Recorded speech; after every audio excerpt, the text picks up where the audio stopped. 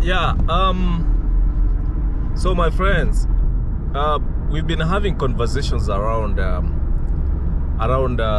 marriage and family. You know, the most impact for people who have families when you get to the US is, you know, the schedules are different with your wife or your spouse, your kids, the schools, different kind of life.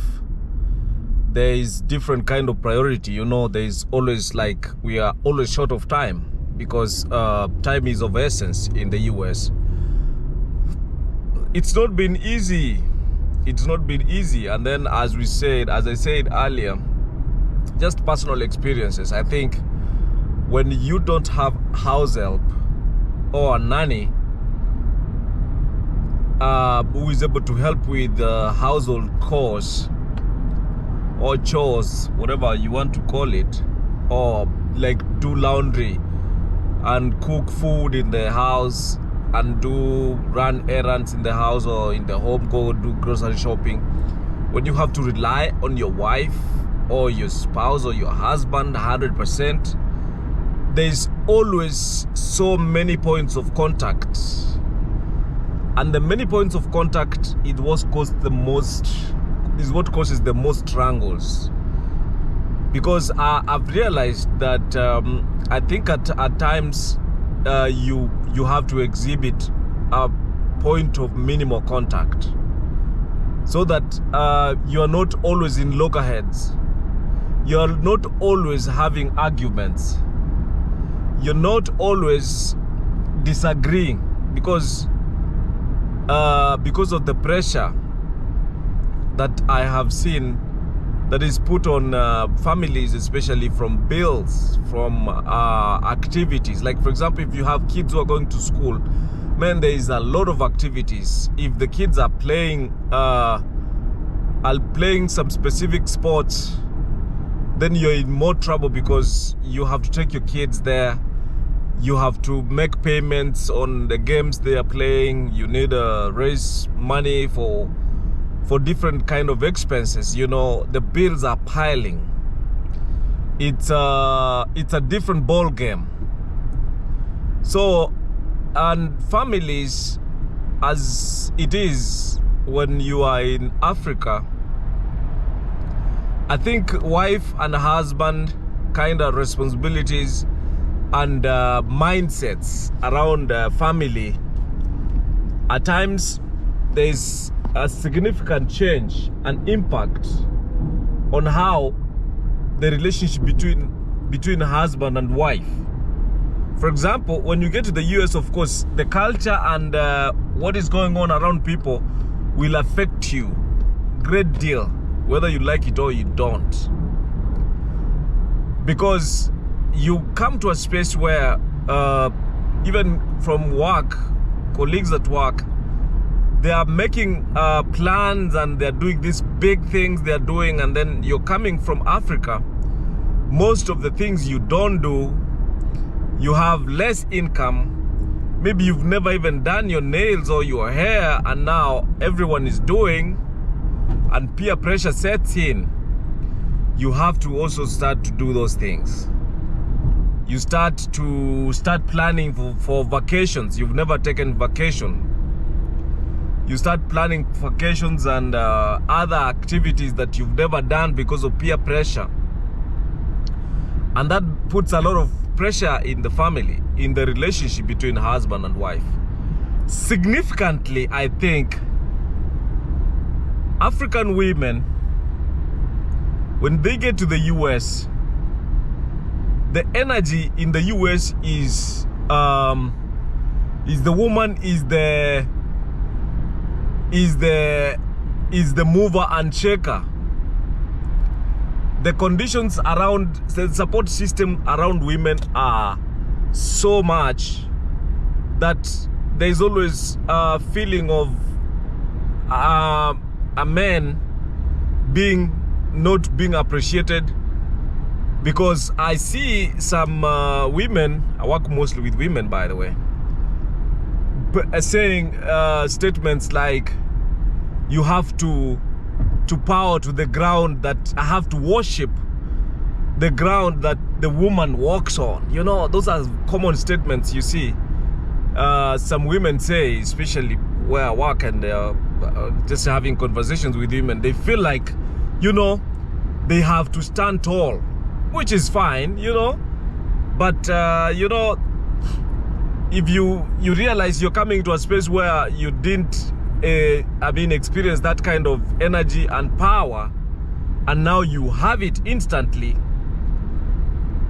there starts to be a feeling of like, maybe you didn't treat your wife well when you were in Kenya, there is some kind of feeling of trying to do maybe a revenge, or you're not able to say anything because she comes from work where the women know, most of the women in the US, they're on top of things.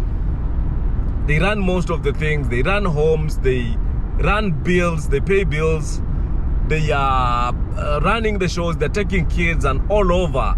What I've observed is that I feel like the women in the US, they have male energy. So when African women meet these American women, then they start to feel like they've been missing out, you know. They want to catch up now. Maybe they may want to start flexing and showing some kind of mighty. And woe unto you if your woman gets herself in such, because trouble is on your way.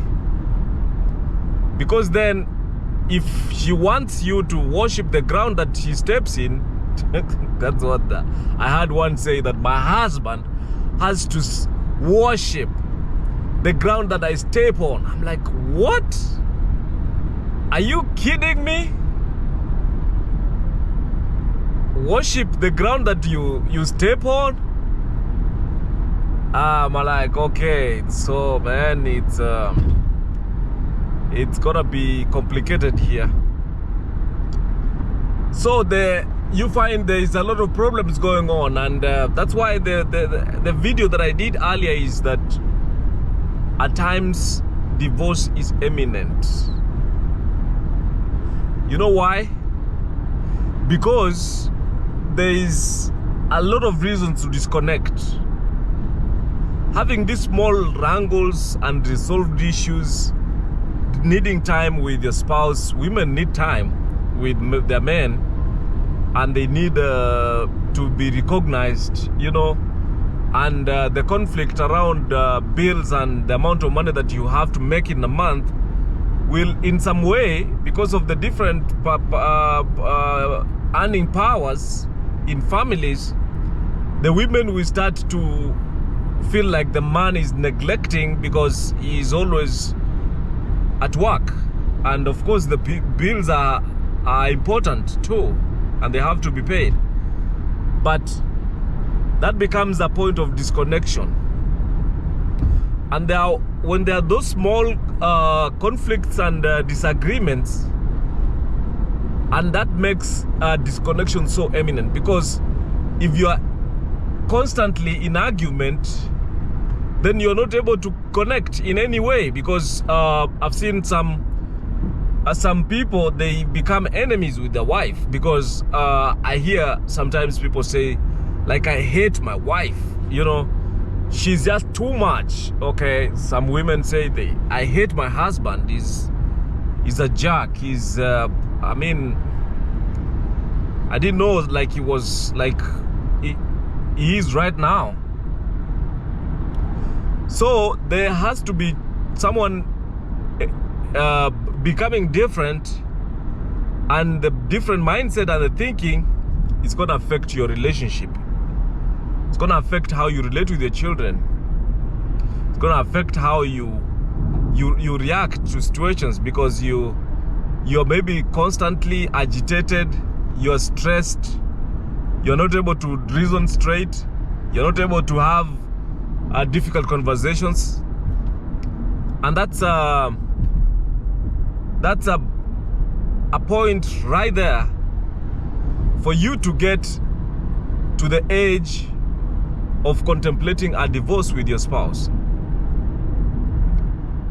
But you know, and as the adage goes, and the number statistics in the US especially, 50%, more than 50% of marriages end in divorce in the US.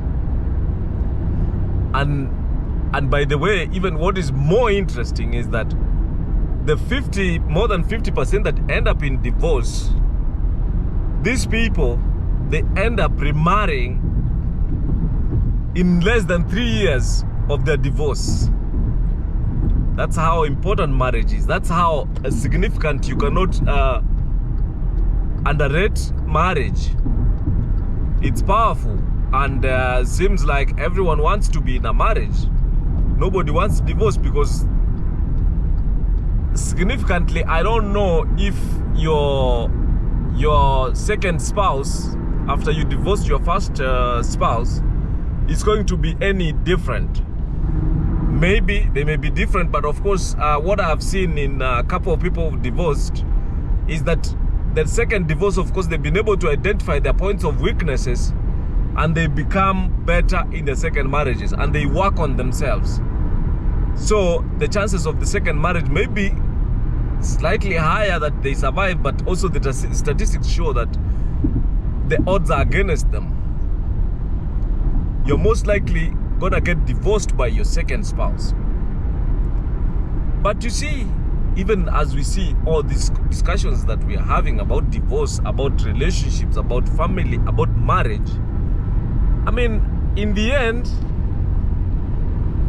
all marriages will end. Your marriage will end in divorce, that's for sure, if that's your destiny, and your marriage will end in death. Either way. So nobody ends up alive. The best thing is you find somebody who you're able to understand each other and work together, and have someone who appreciates, and not even appreciating, I don't know even what you should do, but at least you know someone you care about. If you care about that person, of course everything is in perspective, because if your wife or your husband cares about you, they make sure that your needs are met to a greater extent, because you know, even the human needs are insatiable. You find when you want one thing, the moment you get it, you desire something else, and that's the cause of you think that the next person you're getting is gonna be new, and after some time you get used to them. They become old. You don't feel them anymore. Come on, guys, these are controversial subjects, because then when you make a video like this, people are going to use it against you. Some of these insights have been experienced by myself, and at times observing what is going on in other people's relationships and marriages. But in that, you either learn from your own experiences, or you learn from what happens to other people. This is Richard Ogachi. Thank you so much.